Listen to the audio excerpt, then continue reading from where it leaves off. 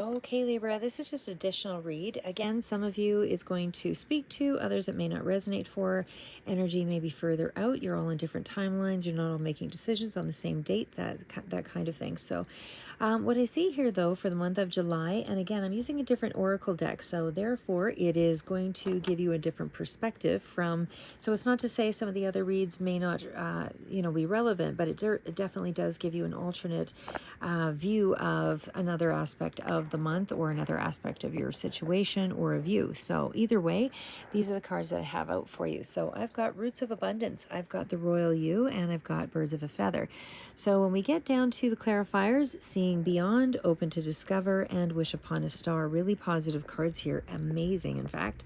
So what I've got here in terms of Roots of Abundance definitely speaks to just that. You are somehow planting seeds, you are definitely creating a base for yourself in regards to this situation. So it looks like you are about to take some kind of a jump into a new situation. You're definitely in a place of an abundant path that you're going to be moving forward on either way.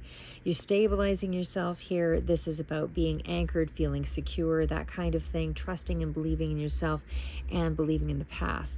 We also have trusting that you'll be taken care of in this particular card, and it does reflect on limitless potentials as well. So it's the ability to bring to life your intentions, and it definitely again speaks to safety and security with your hopes and dreams, and being very grounded and taking practical steps. You're not in the ethereal mind trying to figure out life on a grand scale. This is you putting the effort and time and energy into things, and this is also thriving in that grounding energy. So either way, there is growth, and it is not necessarily going to follow a straight line as the card depicts. It is going to be something where you are planting yourself and then you're kind of growing in the direction that you feel suits you in terms of what opens up. So again, you're all making different decisions, different choices. So the thing is it's not that there's not going to be growth for some and yet for others. It's just that the growth may take longer for some, and for others it may be in a different path that requires more time and energy before they actually see the growth. But either way, you are on to the Royal You. This is a path that is going to give you a sense of sovereignty and responsibility and confidence. It is definitely a card of, governing oneself, being fairly independent. Someone who feels like they're empowered, can look after themselves, that kind of thing, really self-aware, and you're really aligning with your beliefs and your truths and all of those things. So it is definitely you taking charge of your life, and it's really about nothing outside of you that can infiltrate this path that you're on. How you're feeling in the month of July is that you really have taken on a lot of challenges, and because of that, you're much more empowered. You're the ruler of your mind. You're in a place where you're much more disciplined in terms of how you're going to move yourself in a particular direction. So there's going to be a lot of real planning that's involved that goes with this card. So because you know your worth and you're really holding to it, you're not going to compromise yourself in any way. You know what you want here in this month. So Birds of a Feather, this speaks to flocking together, birds of a feather. It's sharing, it's community, it's a sense of being connected and being around like-minded people. And it's certainly about, understanding and able to rise or to expand with something. You really do have to have a group of people. You'll start to notice that. I'm going to put it this way because it was something that I came across in a video, and it really made a lot of sense. And it basically said, when you're kind of on the lower echelon, you'll see that people will fight for the same position. There's a lot more inner fighting amongst each other when you don't have a lot of resources, you don't have a lot of availability financially and those kinds of things. But when you are, as you move up into more professional spheres or areas of expertise, you're going to see that those people tend to work together better, and that's because they know there's a lot more referrals that go out to one another, and so it's tit for tat, that kind of thing. There is one hand washes the other, that kind of thing. So you start to notice those kinds of synchronicities, because you'll find that there's a lot more. There's always competition in every sphere, but when when you know that it is in a professional domain or in a domain where there's a lot of expertise required, you're going to see people rely more so on one another in that field, and try to they try to work things together, because you have to stand on the shoulders of giants to really make something build. So it's not trying to be a lone wolf in trying to do something. It's about, what does this person want from me? What can I give them? And then there's kind of an exchange that goes on there. So it's not really about, well, we just help each other, because it's everybody gains something from the situation. So really, Birds of a Feather is all about that sense of community, that sense of connection, that sense of intimacy. But it's kind of the card talks about it being a magnetic energy, and it really is something that is going to help you to build and belong in something. So I feel like you're in a place where you're thriving and growing, because you are in a community, and where you're feeling a lot more important, because you are connected in a deeper, more expansive way in the world, or in this group, or in this network. So this is around you being around like-minded people, that kind of thing. So I'm just going to go back to Roots of Abundance. And of course, when we get to Seeing Beyond, that's still around that same sort of idea. Following your intuition as well, for sure. Being open to synchronicities, really taking stock of the things that kind of come into your view. Things don't just always happen without a reason. There's a lot of times there's some sense of vision that, you could go down a certain path. And if it's really gnawing at you, there might be an element of truth to that. So that's why I say it's more of a vision. You're building on the vision here with the Roots of Abundance, but you're doing it in practical ways. So this is not something that's a high-risk scenario.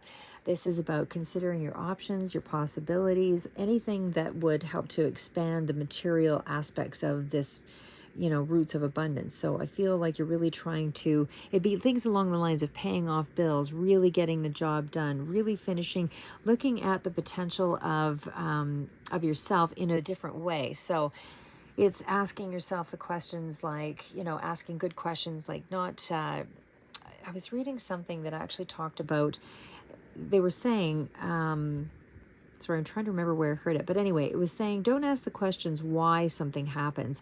It's what do you need from it? Because when you ask what, it's in the present. When you ask why, it's in the past. So they even say when you're expanding, or when you're trying to do a lot of introspection, you're not really able to move forward.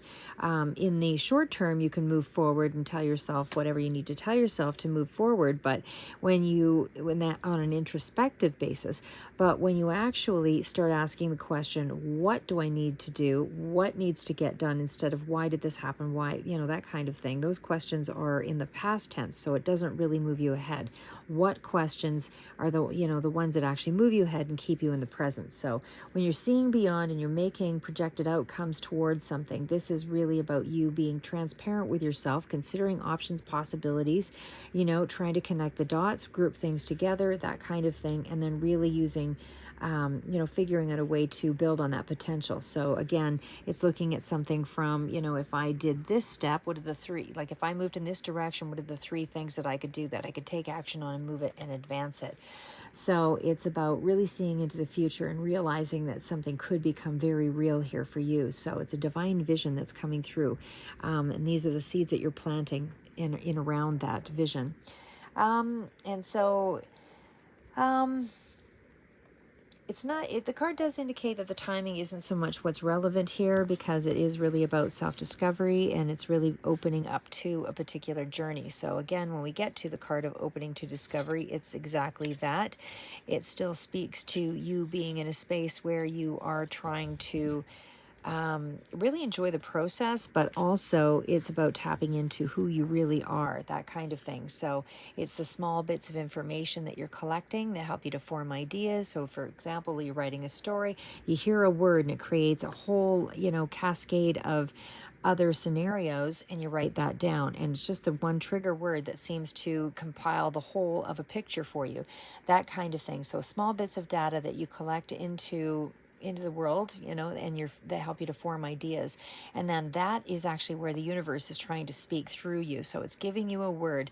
It's like when you walk, there was something I attended with a Harv Eker thing, that seminar where you had to walk into the room, and they did a little thing where they said, look for everything red, and everybody would look for something red. Look for everything brown. Look for something brown. So you're only looking for the things that you're looking for. But when the universe kind of, shines a light on a particular thing, let's say even in a card, something stands out to you more so, like a star or whatever, that would be kind of your sign for you to move ahead in a particular direction. It's more unique to you. The symbol is unique to you. It's not going to, be relevant for everybody. So either way, it's, you sort of finding more meaning in symbols, and again, synchronicities, that kind of thing. And whatever you expose yourself to is going to be the thing that helps you to shift into and grow and expand in this month. So it's definitely the universe, participating in this and helping to engage you in new bits and pieces of information. So it's coming through as small bits and pieces of information. So don't let yourself get distracted, because there is a message that's going to be coming through to you in small bits of data. The card of Wish Upon a Star, again, still very dream oriented, and it definitely speaks to you manifesting something that's quite special to you. And again, the star did stand out for me in this particular card, just for whoever that resonates for. But wishing upon a star is about intention-based desire and aspirations, believing in your dreams, all of that. And it certainly does speak to a lot of promise being realized at some point here, that something can actually happen, but it is going to be based on a community of people that are going to help you to advance this. So this is not you doing something alone here in this month. It definitely is co-creative, and again, partnership with the universe, partnership with other people, but it definitely speaks to your connections being very significant this month. So yeah, no wish is wasted, as the card says. It is something that you can believe that you actually can become a star here. Wish on the star, see what you want to become real, and put some time and energy and investment into you and into that daydream. Really move it from daydream to to the vision that you want. So you might have to sacrifice something of value to get there, but the point is when you start looking at some of the steps to figure out the goal, 3 more steps, take action on those 3 steps, figure out the next goal, 3 more action steps, that kind of thing. You'll start to realize everything starts to move faster, even though it feels like it takes forever. When the universe is co-creating with you, things will speed up, the right people will get around you, and all of a sudden everything just seems to open up and speed through. But anyway, your connections are very important in this period. And again, the royal you is you standing powerful, strong, not aggressive, but just really knowing who you are and feeling quite courageous and very independent. Really using your money wisely this month, putting it only behind goals, dreams, paying down bills, putting it into school investments, really being practical with the money, but you're really being called to follow a dream. So that's what I have for you for the month of July. And I'll see what else I can find here with some other tarot cards, and I will do some regular Rider-Waite tarot cards for you here too, Libra, but that's what I have for you for the month of July. Keep moving forward.